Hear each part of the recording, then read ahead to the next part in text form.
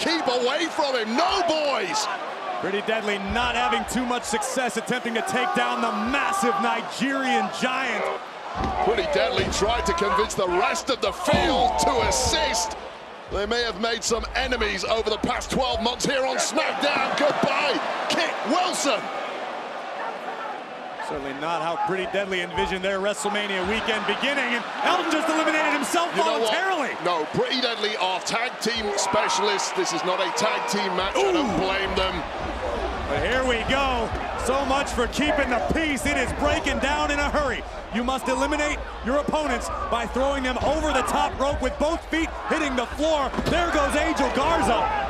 And Berto as well. Here's the problem. LWO and Legado del Fantasma have so much beef, so much hatred between one another. They simply haven't been focused on winning this matchup. Sure, but Wilde and Del Toro still legally in this matchup. They were pulled underneath the bottom rope. I'm pretty sure Cameron Grimes just got chucked out of the competition. Nasty landing. Chaotic type of matchup, simply impossible to defend yourself at all times. Now Jinder Mahal, the only former world champion in the mix, really doing his stuff back. Whoa! Jinder just avoided disaster the first time, but I just cursed him, didn't I? You sure did, but now Veer and Sangha without a leader inside the Battle Royal. There goes Apollo Crews. You have that much size and power, leadership sometimes doesn't help. Well, speaking of size and power, here's Brutus and Julius, the Creed brothers, who just eliminated Indus Sher simultaneously. Freakish strength and athleticism we've become used to from the Creed brothers. Tremendous athleticism being displayed by the Barbarian Ivar. And a thunderous senton by Big Bronson Reed. JD McDonough getting absolutely crushed, and things going from bad to worse for the Irish. Oh no. My goodness, talk about impact. Yeah, notice how everybody is trying to stay away from Omos. This match continues. Omos the clear favorite. The chaos continues on WrestleMania SmackDown. This is the Andre the Giant Memorial Battle Royal. And during the break, the unexpected occurred. As Omos was busy eliminating the Creed brothers, he eliminated himself as well. A great deal of weight and momentum sent crashing over the top rope. The favorite is out, and this one has been busted wide open, and Joaquin Wilde might be busted open after that fall. Now we see Ivar of the Viking Raiders eliminating Cedric Alexander. The herd is thinning in a hurry. Still a lot of super heavyweights left in there, but Ricochet, the jaw-dropping offense of this madman, keeping him. You see Ricochet trying to build some momentum in the corner against Big Bronson Reed. Connects with an enziguri from the outside in a second. There goes Ashante the Adonis over the top, courtesy of Ivar. And if you're Akira Tozawa right now, it's probably best to just not look up. Whoa, whoa, whoa, whoa, whoa. Look what's happening, Corey. The meat planets are aligning. We're getting Meat Mania after all. We may get the full solar eclipse a few days early.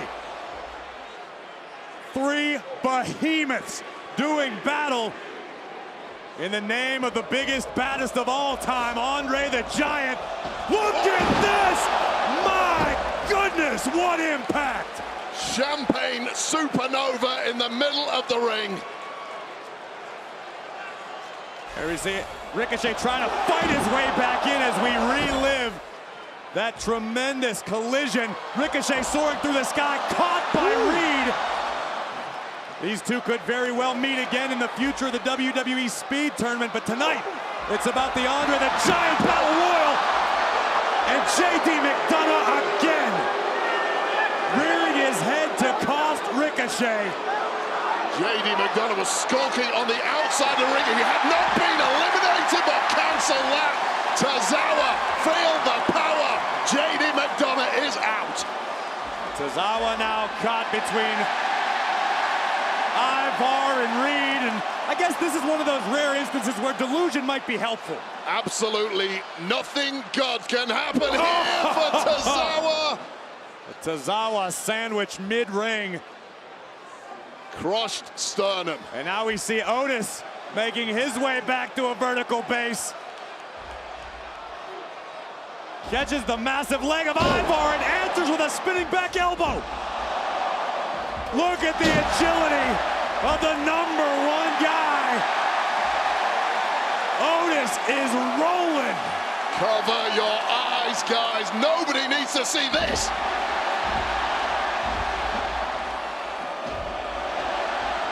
A WrestleMania-sized caterpillar. Don't celebrate too soon. Bye-bye, Otis. And again, Tozawa still hanging tough. Well, I admired the recovery from Tozawa after getting his sternum crushed just seconds ago, but this might be good night. You know, what's that old saying? If you're going to be Tom, you got to be... Oh, God! That's it! All right, we need an ambulance. Yeah. I am at a loss for words. We knew this was going to be hard-hitting, heavy artillery. We are down to Ivar and Big Bronson Reed.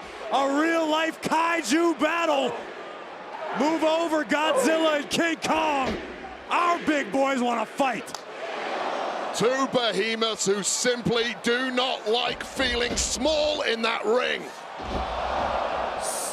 Just terrifying athleticism from a man the size of Ivar. Yeah, these ain't your old school big guys, are they? These are new generation hosses we're watching right now. Oh, man!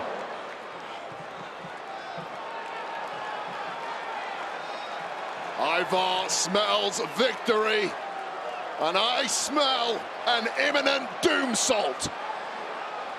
I think the first 6 or 7 rows just smell Ivar.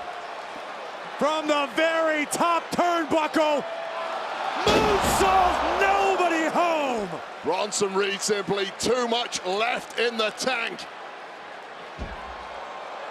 Whoa! Rolling senton. It was a rolling thunder from down under. There goes Ivar. Bronson Reed wins it. Here is your winner, Bronson Reed. Any battle royal is a dangerous environment, perhaps none more so than the one that takes place in the name of the 8th wonder of the world. Just ask Akira Tozawa. What a sickening crash landing for Tozawa, and another ugly crash landing moments later for the Viking Ivar.